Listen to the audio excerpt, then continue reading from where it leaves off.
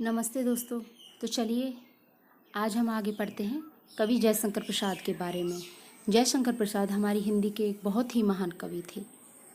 हमारी हिंदी के छायावाद का जो युग आता है, छायावाद के युग के 4 महान कवि माने जाते हैं: जयशंकर प्रसाद, महादेवी वर्मा, सूर्यकांत त्रिपाठी निराला और सुमित्रानंदन पंत। ये चारों छायावाद के 4 स्तंभ माने जाते हैं, जिनमें जयशंकर प्रसाद का नाम सबसे प्रमुख है, क्योंकि छायावाद की जो शुरुआत थी वो सिर्फ जयशंकर प्रसाद ने ही की थी। छायावाद के युग का आरंभ जयशंकर प्रसाद के नाम से ही माना जाता है। चलिए फिर पढ़ते हैं जयशंकर प्रसाद के बारे में। जयशंकर प्रसाद का जन्म सन 1889 में वाराणसी में हुआ। इनका जन्म वाराणसी के एक सोंगड़ी साहू परिवार में हुआ था। ये काशी के एक प्रसिद्ध क्वींस कॉलेज में पढ़ने गए, परंतु इनकी स्थितियां अनुकूल नहीं होने के कारण 8वीं से आगे नहीं पढ़ पाए थे। बाद में इन्होंने घर पर संस्कृत, हिंदी, फारसी भाषाओं का अध्ययन किया। छायावादी काव्य प्रवृत्ति के प्रमुख कवि माने जाते हैं। ये मैंने जैसे कि आपको अभी बताया कि जयशंकर प्रसाद छायावादी काव्य के सबसे प्रमुख कवि थे और इस प्रसिद्ध कवि का जो निधन है वो सन 1937 में काशी में ही हुआ। इनकी प्रमुख काव्य कृतियाँ चित्रधार, कानन कुसुम, झरना, आंसू, लहर, कामायनी आधुनिक हिंदी की श्रेष्ठतम काव्य कृति मानी जाती है। कामायनी पर उन्हें मंगला प्रसाद पारितोषिक दिया गया। वे कवि के साथ एक सफल गद्यकार भी थे। उन्होंने अजातशत्रु, चंद्रगुप्त, स्कंदगुप्त, ध्रुव स्वामिनी अनेक नाटक लिखे थे। कंकाल, तितली, इरावती उपन्यास, आकाशदीप, आंधी, इंद्रजाल इनकी कहानियाँ थी। ये सभी जयशंकर प्रसाद की रचनाएं थी। प्रसाद का साहित्य जीवन की कोमलता, माधुर्य, शक्ति और ओज का साहित्य माना जाता था। उनके काव्य में सौंदर्य का बहुत सूक्ष्म चित्रण मिलता था, प्रकृति प्रेम दिखाई देता था, जो इनकी कविताओं की सबसे प्रमुख विशेषता मानी जाती थी। इतिहास और दर्शन में भी उनकी गहरी रुचि थी, जो उनके साहित्य में स्पष्ट रूप से दिखाई देती थी। हम सब जानते हैं कि अगर हम किसी भी चीज़ को याद करें तो उसे याद करने में कठिनाई होती है, लेकिन अगर उसे कहानी के तौर पर याद किया जाए तो चीज़ जल्दी याद होती है। इसी तरह कवियों की रचनाएं हैं, अगर हम उन्हें कहानी के तौर पर या किसी कविता के तौर पर याद करें तो वो जल्दी याद होती हैं। तो इसीलिए मैं आपके जयशंकर प्रसाद की जो ये रचनाएं हैं इनके लिए एक कविता बनाकर लाई हूँ। सबसे पहला, कामायनी का अमर प्रणेता छायावादी स्वर है। ये जो पहली 2 लाइनें हैं ये जयशंकर प्रसाद के व्यक्तित्व या उसके जीवन पर आधारित हैं। कामायनी का अमर प्रणेता छायावादी स्वर है। जो जयशंकर प्रसाद थे वो कामायनी के रचनाकार थे और छायावादी स्वर, जैसा कि मैंने आपको अभी थोड़ी देर पहले बताया कि जयशंकर प्रसाद छायावादी युग के कवि थे। आगे है, समरसता सिद्धांत अनूठा दाता जयशंकर है। जयशंकर प्रसाद थे जो, उनका सिद्धांत कौन सा? उन्हें समरसता का सिद्धांत इस संसार को दिया था, तो इसीलिए कहा है समरसता सिद्धांत अनूठा दाता जयशंकर है। समरसता का सिद्धांत इस संसार को देने वाले कवि कौन थे? जयशंकर प्रसाद।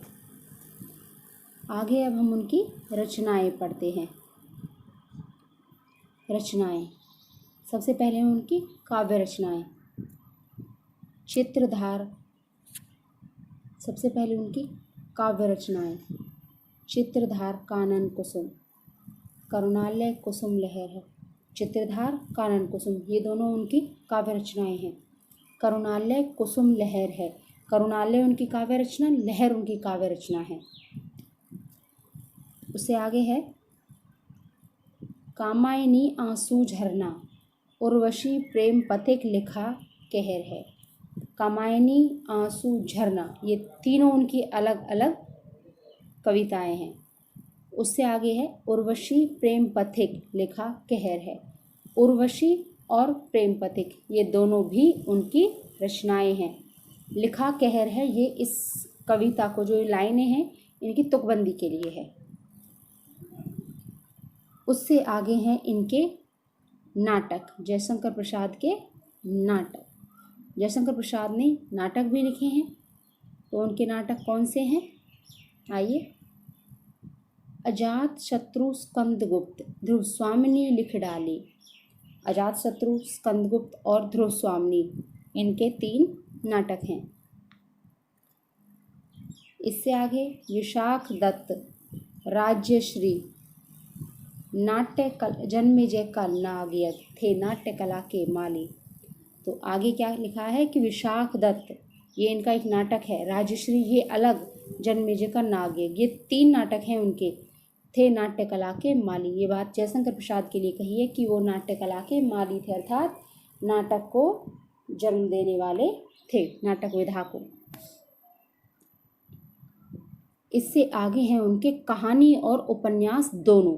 यहाँ हमने कहानी और उपन्यास को दोनों को इकट्ठा करके लिखा है। तो आइए कैसे। कंकाल, तितली, इरावती, उपन्यास अधूरा। कंकाल, तितली, इरावती, ये 3 उपन्यास है जयशंकर प्रसाद के। इनमें कंकाल और तितली दोनों पूरे उपन्यास थे। इरावती जो उपन्यास है वो जयशंकर प्रसाद का अधूरा रह गया। क्यों? क्योंकि जिस समय जयशंकर प्रसाद इरावती उपन्यास को लिख रहे थे उसी दौरान उनकी मृत्यु हो जाती है, क्षय रोग से उनकी मृत्यु हो जाती है और ये उपन्यास अधूरा ही रह जाता है। उसके बाद अगली लाइन में जो है वो इनकी कहानियाँ हैं सारी। कौन सी हैं उनकी कहानियाँ? छाया, प्रतिध्वनि, आकाशदीप, आंधी और इंद्रजाल था पूरा। छाया, प्रतिध्वनि, आकाशदीप, आंधी और इंद्रजाल, ये 5 कहानियाँ हो गई। नंबर 1 छाया, नंबर 2 प्रतिध्वनि, नंबर 3 आकाशदीप, नंबर 4 आंधी और नंबर 5 इंद्रजाल। ये इनकी 5 कहानियाँ हैं। दोस्तों आगे जो कामायनी है, इनकी जो रचना थी कामायनी, वो हिंदी का सर्वश्रेष्ठ महाकाव्य है और इस पर उन्हें पुरस्कार भी मिला है। उससे आगे उर्वशी, ये उनका एक चंपू काव्य है। नंबर 3 पर कानन कुसुम, ये खड़ी बोली का पहला काव्य है। इससे पहले खड़ी बोली में रचनाएं तो हुई हैं, नाटक भी लिखे गए, गद्य विधा भी लिखी हुई है, लेकिन खड़ी बोली का प्रथम काव्य मतलब पहली कविता खड़ी बोली में वो कानन कुसुम थी जो जयशंकर प्रसाद ने लिखी थी। ये जयशंकर प्रसाद की रचनाएं हैं सारी। मुझे लगता है कि इस तरह से आप इन्हें याद करोगे तो शायद आपको याद करने में थोड़ी आसानी होगी और भूलेंगे भी नहीं। एक बार अगर ये कविता के तौर पर हमें याद हो जाते हैं तो भूलना थोड़ा हमारे लिए मुश्किल होता है। दोस्तों प्रेमचंद के संपादन में हंस पत्रिका का एक आत्मकथा विशेषांक निकलना तय हुआ था। प्रसाद जी के मित्रों के आग्रह करने पर कि वो अपने ऊपर आत्मकथा लिखें,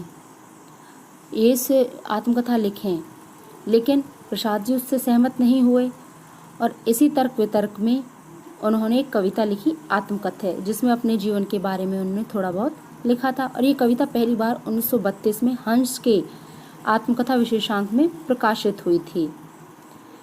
1932 में ये विशेषांक में कविता प्रकाशित हुई और उसके कुछ समय बाद 1936 में प्रेमचंद की मृत्यु के बाद हंस का जो प्रकाशन है उसका कार्य उनके पुत्र कथाकार अमृत राय ने संभाला और कुछ सालों तक मतलब संभालने के बाद उसके बाद कुछ सालों तक ये जो हंस पत्रिका है इसका प्रकाशन बंद रहा। फिर बाद में 1986 में कथाकार राजेंद्र यादव द्वारा दोबारा इसका पुनः प्रकाशन किया गया। 1986 से 2013 तक राजेंद्र यादव ने इसका प्रकाशन कार्य संभाला और 2013 में उनकी मृत्यु के बाद अब उनकी पुत्री थी जो रचना यादव, उन्होंने उसका कार्यभार संभाला था। और जो आत्मकथा था इसमें जयशंकर प्रसाद के जीवन के यथार्थ और अभाव पक्षों की मार्मिक अभिव्यक्ति हुई, अर्थात उसके जीवन के जो दुख भरे दिन थे उनकी एक छोटी सी झलक उन्होंने हमें दिखाई है। दोस्तों आत्मकथा और आत्मकथा में एक फ़र्क होता है। आत्मकथा मतलब कथा होती है पूरी कहानी जिसमें अपने जीवन का पूरा जन्म से लेकर मृत्यु तक की एक एक बात लिखी जाती है, और आत्मकथा अपने जीवन की जो बहुत महत्वपूर्ण जो झलक होती है, मतलब या तो बहुत दुख भरे क्षण या बहुत ही ज़्यादा खुशी के पल, बस उनकी एक छोटी सी झलक लेकर एक कविता के तौर पर लिख देना। और आत्मकथा होती है पूरे जीवन का वृतांत, मतलब जन्म से लेकर मरने तक का पूरा वर्णन वो हमारा आत्मकथा कहलाता है। चलिए तो फिर कविता शुरू करते हैं। मधुप गुनगुना कर कह जाता कौन कहानी ये अपनी। ये जो आत्मकथा है अभी मैंने बताया कि जयशंकर प्रसाद के जीवन के बारे में है। उन्होंने आत्मकथा ना लिखकर अपने जीवन पर आत्मकथ्य लिखा था। तो उसमें क्या कहते हैं कि मधुप गुनगुना कर कह जाता कौन कहानी ये अपनी। मधुप का अर्थ होता है भंवरा। तो कवि कहता है कि मेरे जीवन रूपी उपवन या बगीचे, मेरे जीवन रूपी बगीचे का जो मधुप है, मन रूपी मधुप, मधुप किसके लिए आया है, भंवरा क्या है, मन के लिए। तो कह रहा है कवि कि मेरे जीवन रूपी उपवन का जो मन रूपी भंवरा है वो गुनगुना कर अपनी कहानी कह रहा है।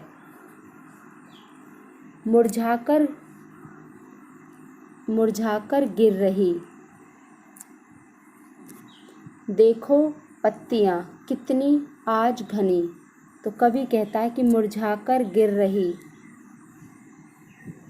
देखो पत्तियां कितनी आज घनी। तो उसके जीवन की कहानी को सुनकर मन रूपी भंवरा जीवन की जो कहानी सुना रहा है, अर्थात वो अपने जीवन के पुराने क्षणों को सोच रहा है, तो उनको याद करके मुरझाकर गिर रही पत्तियां देखो कितनी आज घनी। उनके जीवन रूपी बगीचे की बहुत सी पत्तियां मुरझाकर गिर गई हैं, अर्थात कि उनके जीवन में काफ़ी समय पुरानी बातों को सोचकर उदास बीतता है। इस गंभीर अनंत नीलिमा में असंख्य जीवन इतिहास। आगे कवि कहता है कि इस गंभीर अनंत नीलिमा में, अनंत जिसका कोई छोर ना हो, नीलिमा आकाश, नीला आकाश।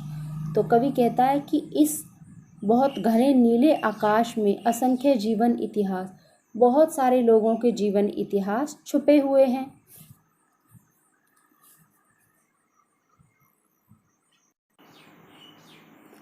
आगे कवि कहता है कि यह लोग करते ही रहते हैं अपना व्यंग मलिन उपहास।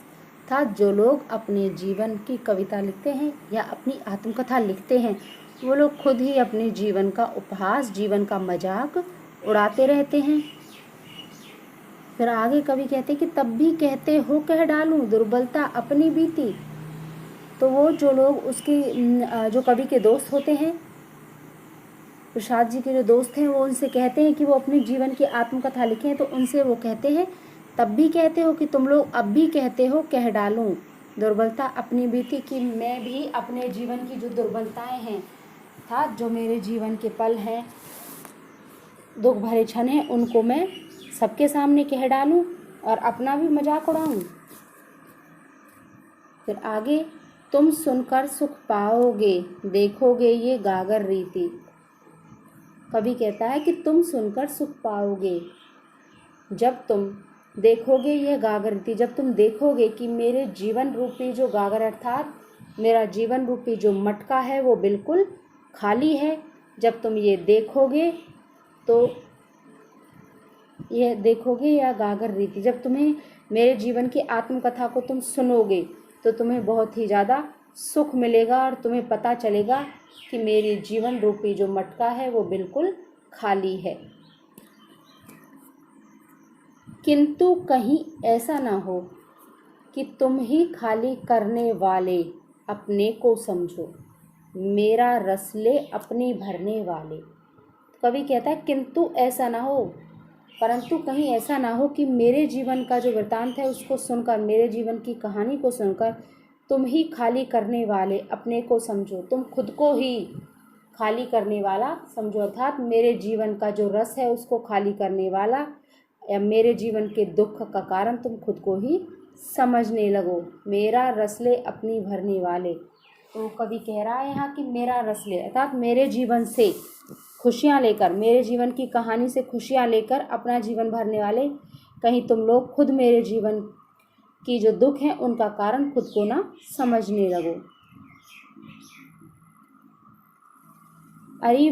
यह विडम्बना अरी सरलते तेरी हंसी उड़ाऊं मैं। कवि फिर कहता है कि यह विडम्बना, कि मेरे जीवन की यह विडम्बना है, अर्थात यही दुख है। अरे सरलते तेरी हंसी उड़ाऊं मैं, तो वो अपने जीवन की कथा से कह रहा है यहाँ कवि, अपनी आत्मकथा से कहता है कि अरे सरलते तेरी हंसी उड़ाऊं मैं, कि मेरे जीवन की सरल सी जो आत्मकथा है मैं उसकी हंसी नहीं उड़ाना चाहता। भूलें अपनी या प्रवंचना औरों की दिखलाऊं मैं। और कवि बोलता है आगे कि भूलें अपनी, जो मेरे जीवन में मैंने गलतियां की हैं या प्रवंचना या दुख हैं औरों की दिखलाऊं, या धोखे हैं। वो कहता है कि मैं अपने जीवन की गलतियां या किसी ने मेरे साथ कोई धोखा किया है वो मैं दूसरों को नहीं दिखलाना चाहता। उज्जवल गाथा कैसे गाऊं मधुर चांदनी रातों की, उज्जवल गाथा कैसे गाऊं मधुर चांदनी रातों की, और मैं उन मधुर चांदनी रातों की उज्जवल गाथा अर्थात जो सुख भरे जो मेरे दिन हैं उनकी कहानी में कैसे सबको सुनाऊं। अरे खिलखिलाकर हंसते होने वाली उन बातों की।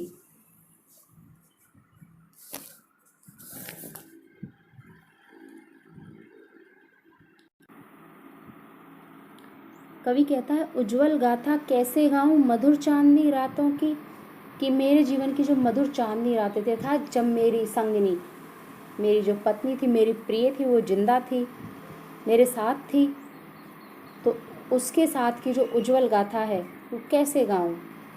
अरे खिलखिलाकर हंसते होने वाली उन बातों की, अरे खिलखिलाकर, और जो हम दोनों हंसकर बातें किया करते थे उन बातों की उज्जवल गाथा मैं सबको कैसे बताऊं।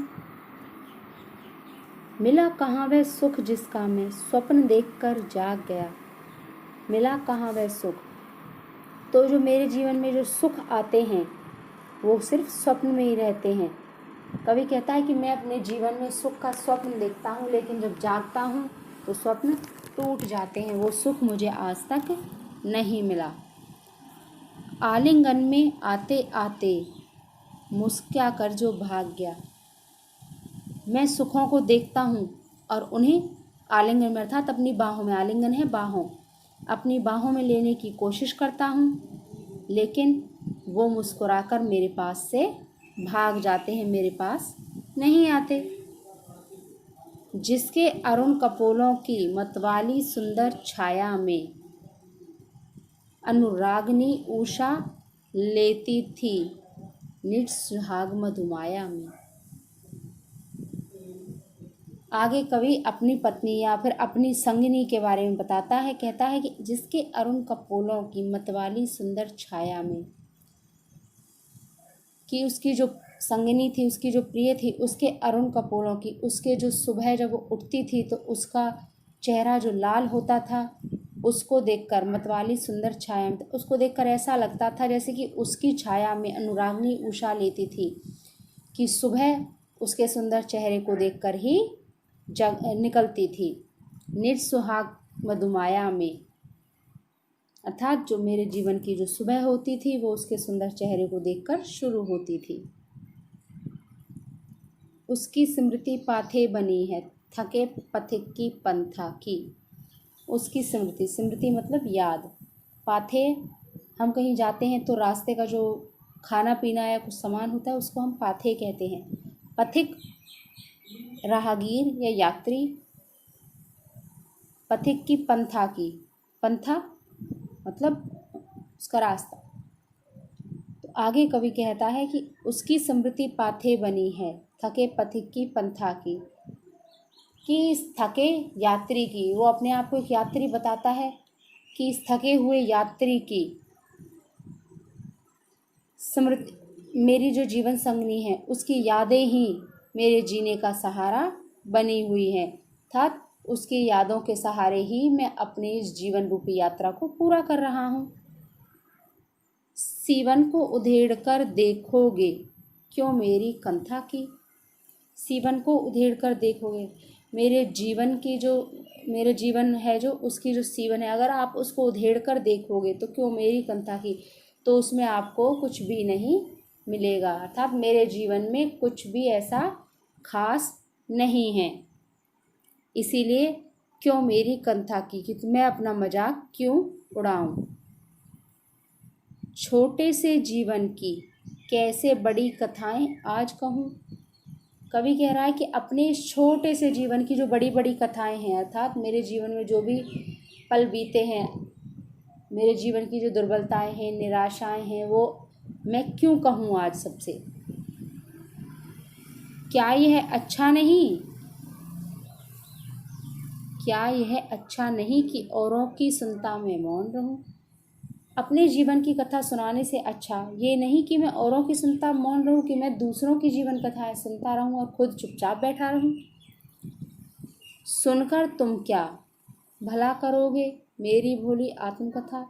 मेरी भोली भाली सरल सी आत्मकथा को सुनकर तुम क्या भला करोगे, कि अर्थात तुम्हें कुछ भी भला प्राप्त नहीं होने वाला, अर्थात मेरे जीवन में ऐसा कुछ भी प्रेरणा देने वाला नहीं है, और ना ही अभी समय भी नहीं है, अभी समय भी नहीं, थकी सोई है मेरी मौन व्यथा। और वो कहते हैं कि मेरे जीवन की आत्मकथा को सुनाने का अभी समय भी नहीं आया है। क्यों? क्योंकि थक कर सो गई है मेरी मौन व्यथा। मेरे जीवन के दुखों से थक कर मेरी जो जीवन रूपी व्यथा है, अर्थात मेरे जीवन की जो मौन व्यथा है, जो मेरे जीवन के दुख हैं, वो थक कर चुपचाप सो गए हैं। तो मैं अपनी आत्मकथा लोगों को सुनाकर अपने सोए हुए दुखों को, तथा जिन चीज़ों को मैं भूलने की कोशिश करता हूँ, उन्हें दोबारा से ताज़ा नहीं करना चाहता। तो यहाँ कवि है जो अपने जीवन के बारे में बताता है कि उसके जीवन में, मतलब आत्मकथा होती है एक, जो आत्मकथा में तो हम पूरे जीवन का वृतांत करते हैं, लेकिन यहाँ कवि ने आत्मकथा में बस अपने जीवन की थोड़ी सी झलक दिखाई है। आशा करती हूँ कि आपको समझ आया होगा। आपको अगर किसी खास टॉपिक पर, किसी खास विषय पर कुछ जानना है तो आप मुझे कमेंट कर सकते हैं, उसके ऊपर मैं वीडियो बना दूँगी। दोस्तों, लाइक, शेयर, सब्सक्राइब करना मत भूलिएगा, ताकि मैं आपके लिए आगे और अच्छी वीडियो बना सकूं। और बेल आइकन को दबाना बिल्कुल मत भूलिएगा, ताकि मेरी आने वाली अगली कोई भी वीडियो हो उसका नोटिफिकेशन आपको मिलता रहे। धन्यवाद दोस्तों।